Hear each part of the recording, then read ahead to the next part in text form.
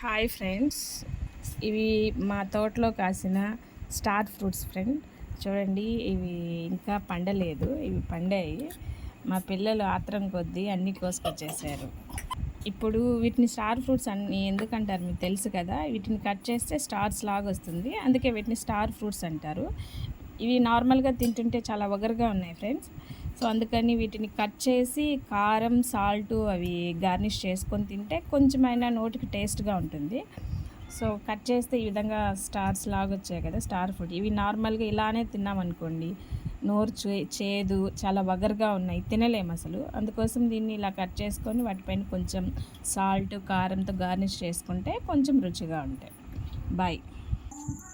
చూడండి, ఇది star fruit పూత చెట్టు. సో దీనికి పండినటువైనవన్నీ. Okay friends, bye. ఇలాంటి మంచి మంచి వీడియోస్ ఇంక మరెన్నో వస్తాయి. Please subscribe my channel.